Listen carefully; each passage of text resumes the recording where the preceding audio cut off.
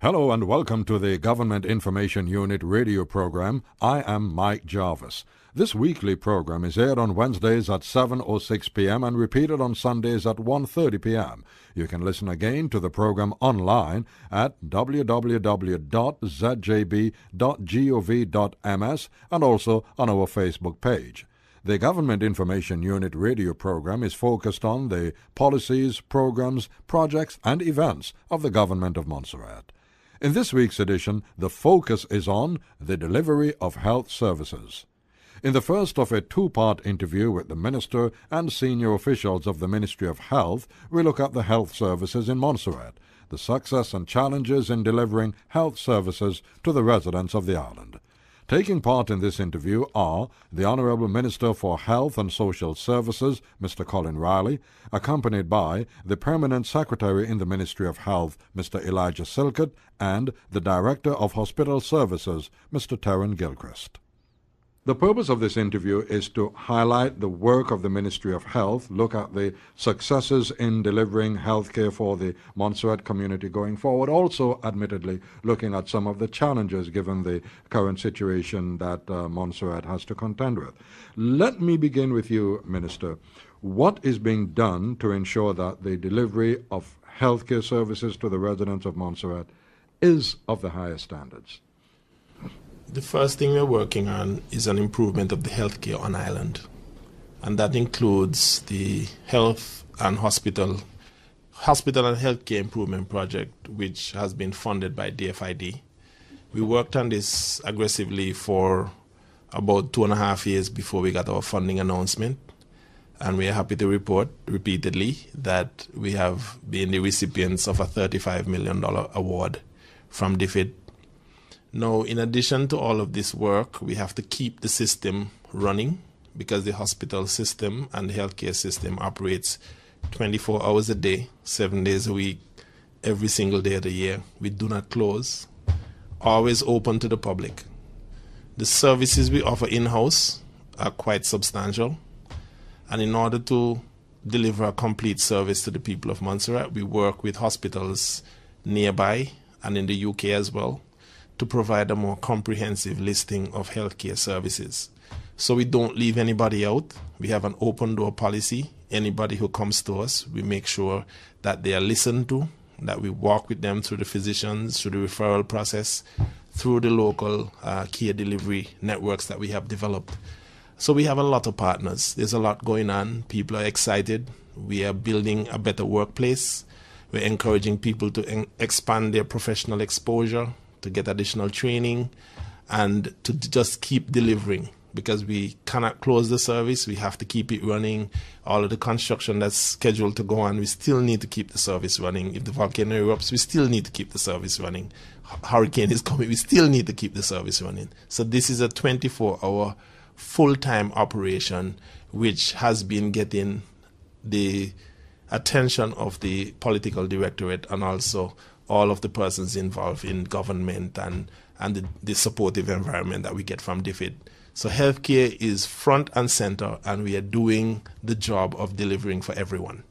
What would you say that would be the key areas that we can point to, essentially in order to demonstrate how the delivery of healthcare to the local community has improved? Well, we are continuously looking to improve the service. That is the first thing that we pay attention to. Is we have good quality and we're looking to improve it. So when we look at the surgical services, we have a surgeon in place. He has a team of doctors that work with him to help him to deliver that care package. And at the end of it all, we have supplementary work that comes in from time to time to give us additional capacity and additional variation. So there's one thing we can point to that has been improved. We look at, for example, the diagnostic services. We have some supportive partners. We have people like Sonia Charles who would come in from time to time to deal with the services that we offer in that area. And whenever that patients need more sophisticated services, we can use hospitals nearby. So we keep working on the diagnostic part of our work, medical records, dealing with research. We have published 3 papers out of the hospital system on the Caribbean Health Research Council. We have sent our doctors abroad to present at conferences. This is all part of the work. In terms of the pharmacy and the drug supply, we work with the OECS Pharmaceutical Procurement Service. So that's the basis of the work we do. In terms of the additional work, referring people abroad, that's additional. It gives us a chance to provide even greater service to a wider range, through a wider range of networks that we are part of. I'd like to introduce the Permanent Secretary for Health, Mr. Silcott, and also the Director of Hospital Services, Mr. Terror Gilchrist. But just before I do that, something that you mentioned there, with our local experts doing the work that they're doing, given the unique situation of Montserrat and what we've had to deal with, if they're going abroad and they're presenting at conferences and so forth, how critical has the reality of what Montserrat has had to deal with over the past 19 years, obviously I'm talking about the volcano crisis, and its impact on healthcare in sort of helping other neighboring countries to get an understanding of how we cope and learning from our experience in a crisis situation? Well, I think in general, the responses I've gotten across the region is that Montserrat punches above its weight, and they can't imagine a country with such a small population doing so much work. We have won regional awards for our responses to, for example, non-communicable diseases. Our medical team, the team that deals with food and nutrition, won a CFNI award, I think it was 3 years ago. And it was a competition that included teams from Jamaica and Guyana and Barbados, Trinidad, Antigua. Everybody was in it. That are all better resourced than Montserrat. Montserrat won the award for the best idea, best presentation, best project. So we continue to win in a lot of ways. When there was the cholera outbreak in Haiti, we had a requirement from PAHO and from our regional partners for everyone to become compliant with being prepared to deal with cholera. And Montserrat was the first country to satisfy that requirement because we had 3 doctors in our hospital who had dealt with cholera before. So when they looked at the requirements, the metrics of measuring who was ready, we were first to qualify. We have made a lot of progress in terms of our responsiveness to non-communicable diseases. We have led the overseas territories in setting up responsive mechanisms to all sorts of different areas of healthcare. So we have a high respect level in terms of our leadership of regional organizations, Caribbean Public Health Agency, the Pan-Caribbean Action Against HIV and AIDS, and more recently the Council on Human and Social Development, the COSA that deals with health matters and also social services matters. Montserrat comes out with a very high score. So regionally, highly respected. And people are learning from us. The fact that we can do medical research and publish articles by, for example, Dr. Ingrid Pofong and Dr. Asha Gopal, those people who have taken the experiences of Montserrat, the responsiveness of our people, and also the willingness for us to work together to go out there on the regional scene in public health research and present papers. We have one of our senior staffers is a PhD student in the public health program that was initiated by the University of the West Indies to train a whole new set of leaders in responsiveness and public health. I actually know the head of the program, Dr. Peter Figueroa, who is a professor up at UWI Mona, and he speaks very highly about the local person who is involved in that program. So Montserrat reads well. We are happy with our work, but we are not going to stop trying to improve, because even though we have some significant accomplishments, the health system has a very high expectation because people are reading the internet, they are aware of what's going on in the UK, and the expectations are driven by some of these engagements. So we can't fall asleep. It's active, it's busy, it's a learning environment, it's a place where everyone is being appreciated for their unique and professional contribution. And just quickly, is that as a result of or in spite of the volcano? Well, I think I think when people are pushed, adversity, it pushes you to be responsive. And I think our people have been tested and they have proved themselves as being resilient, as having the survivor instinct. And not only that, that when you never drop your standard, because Montserrat was reasonably well respected before the volcano time. And who would want to lose that rating? So even though we lost people, we lost professionals that went abroad, some who we trained never came back, we still had the spirit of wanting to be at the top of the table. So even though our income does not read as high as the other OTs, we can match them in medical delivery. And sometimes when we go to the ABM conferences, and that's Anguilla, British Virgin Islands, and Montserrat, DFID has that group meeting once every year. Montserrat is coming out as the country with the best presentations. The DFID health advisor would say, take a look at Montserrat, look at how they're able to present their case.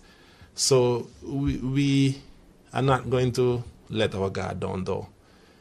Let's introduce Mr. Silcott and Mr. Gilchrist here. Now, the Minister is speaking policies, but the execution of that policy, I think, falls on the desks of you two gentlemen. Beginning with Mr. Silcott, could you tell us a bit about the planning and the management of the health services? Okay, thank you, Mr. Jarvis. I would like to say upfront that the management of the healthcare services depends a lot on the quality of people we have. We have high quality, committed staff working with us. This is justified by the fact that we have had very little exit, unless naturally. There are people who are now wanting to work with us, wanting to be within the system, notwithstanding the challenges that they experienced over the years. They're now excited about where we're going, what has been done to keep them together, recognize their work, and then set for them a vision, a bright future with the development of this new hospital. So our investment in our people is very critical, and it has been working well. And that is because we have an objective in this strategic plan that speaks to the sustainable development of high quality and appropriately skilled resource capacity in health. It's a critical focus for us. It speaks about training and development of our people. We have had over 17 educational training within our organization. It speaks about 20 persons being trained for HIV testing as well. We have had training of doctors and nurses. We have sent our doctors away to study about foot care disease with respect to NCDs and so on. So we are investing in our people and ensuring that we continue to provide this high quality service. One thing I want to look at, and in terms of the management of the services, the Minister spoke about getting experts coming in to Montserrat to assist, which is ongoing. How did that come about? It seems to have been working extremely well. I go back to when I joined the ministry first. The minister spoke to me about the visiting specialist program. And he said to me he would like to see this program being developed. I studied it, and my answer to the minister that I would do my best to make it a robust and reliable program. And so we set out to do that. And so we had our link in Canada, Dr. Joe Daly, who is, we call, the dean of our organization, and he works with finding high quality specialists that comes to Montserrat and provide high quality care to the people of Montserrat.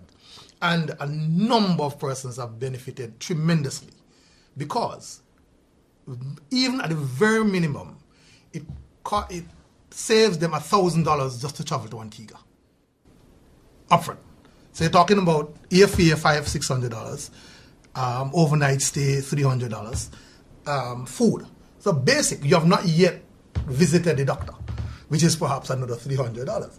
So you could have saved anything out of one trip. I think an MRI is what, $1,800. So let me say, to use minimum of $1,000 up to $2,000 saved by these people coming to Montserrat and providing service for our people. I think what is also interesting that success could be seen from 2 points of view, from what I'm understanding, in that a number of the folks, the experts who are coming to Montserrat from overseas, are in fact Montserratians or of a Montserrat background. Could you elaborate on that? Right. Okay, in some cases, we have made it open for our Montserrat professionals to be part of this program. And we have had a very highly successful intervention by Dr. Isilma Fergus-Rowe and her American team. They come and deal with heart disease, cardiovascular diseases. And they have made, they've become here since 2011, and they have come and they've provided high quality care to our people. People, as we say, who could afford it, to maybe go off island, are so confident about these people that they will go to them. Sometimes if it's our own, we don't want to go to them. In this case, they are so confident in the quality of work that Dr. Isilma Fergus-Rowe does that they're happy to be treated by her and her team. In fact, she's now the president of the Black Cardiologists in America for the next 2 years. And thank you very much, Permanent Secretary. Mr. Gilchrist, the Director of Hospital Services, Mr. Terror Gilchrist, could you just elaborate, explain for us what your role entails? I'm responsible for providing expert advice on hospital management and hospital modernization and assisting the ministry in this transformational agenda for the new facility, transitioning into the new facility. And before I go on, the new facility, it's a very exciting time for Montserrat. It's a brand new start for a brighter future. And the hospital is well placed in supporting the economic development of this country. But interesting I just want to mention, when the minister spoke about the issue of the health status, it is interesting that the recent PAHO WHO Health in America's report indicated that Montserrat have a 0% maternal death. There's guaranteed in Montserrat, a mother that is pregnant will deliver a safe baby. I can guarantee you that. Second, we got 0 infant mortality rate. So you don't have to go to Antigua to deliver a baby. You're guaranteed to have a safe delivery in this country. And that is done by 50 nurses and 7 doctors. It is unbelievable that the commitment and the level of expertise that we have in Montserrat, and the statistics says we can be compared to any developed countries in the world. Our life expectancy now is about 74. And interestingly, men are living longer than women in Montserrat. There's a very interesting piece of statistics coming out in the PAHO WHO report, which is very interesting for men. So that is basically my role. In addition to that, I have specific responsibility for finance and also operations and policy, hospital policy agenda. Let me come on to something here. And you mentioned your responsibility for finance. The cost of healthcare delivery is generally a challenge for any Ministry of Health in any large country. In the United Kingdom, it's a constant discussion about the NHS and the delivery of health services there. Likewise, in the United States, Obamacare and that massive discussion going on. Even here in the Caribbean, how is the delivery of healthcare funded in Montserrat, and how do we keep the costs under control in our particular circumstances? It is true that the healthcare is a very costly service to provide globally. There will never be enough resources available to provide for all the healthcare that the population requires. There will never be. And so here comes the choice. Not only that, we are seeing as the medicine become driven by technology, increasing technology and increasing cost of pharmaceuticals. And most importantly, the issues surrounding communicable disease, the chronic conditions, we realize that the cost of healthcare continue to escalate. Now, what also we must be careful too that the cost of human resources, that in itself, it's also driving and fueling the cost in healthcare. It's outside of our control. And in fact, it's interesting to know that Montserrat do not produce anything, no pharmaceutical products. Everything that we deliver in this country is purchased from overseas. In the Caribbean, we don't. It's purchased or drugs or suitors, etc. So that could tell you the kind of challenges faced. Now, notwithstanding that, when you look at the statistics, it indicates that the government of Montserrat is placed health first. In the context of the monies allocated to the health sector, approximately 12% of the government budget is spent on health. $15.1 million is allocated to the health sector. And that is tremendous in terms of the commitment. Notwithstanding that, the approach the government is faced with regards to addressing this issue of cost is to say that our way of dealing with health is to designing our system, our healthcare system, focus on primary prevention and promotion. The reason for that is it's cheaper to prevent than to treat. It is better to stay healthy than to live your life unhealthy and then get sick. That is the focus on the primary prevention strategy that the ministry have adopted is focused on designing the health services among the client's needs, ensuring that health is integrated in all sectors of the economy, all sectors to tackle the determinants of health, why people are getting sick. Also, the focus on health promotion, prevention. Interestingly, in Montserrat, our immunization coverage is 100%. 100%. That is an interesting, important achievement. Prevention. Most people in Montserrat receive health care basically free. The government finances the health service through taxation and contribution from UK.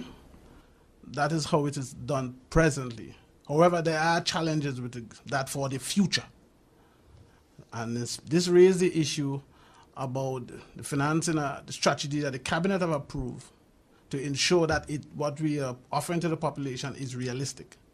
Now, the approach the government is taking is say, look, we have to be realistic.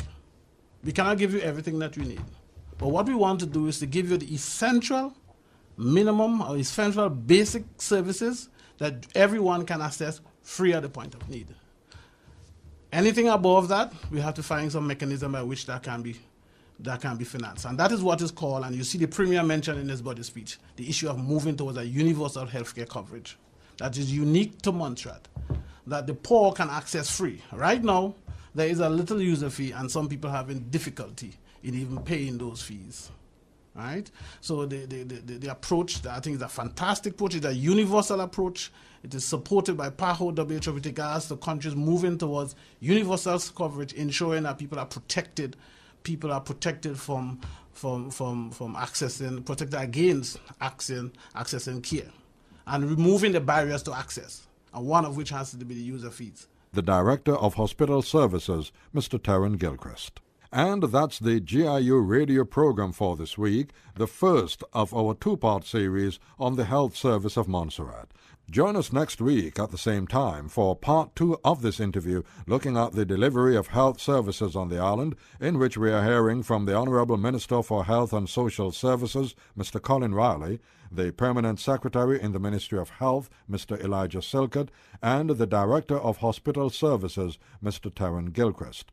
The GIU radio program is aired on ZJB Wednesday evenings at 7:06 p.m. and repeated on Sundays at 1:30 p.m. You can also listen again to the program online at www.zjb.gov.ms and also on our Facebook page. I am Mike Jarvis. Thanks for listening.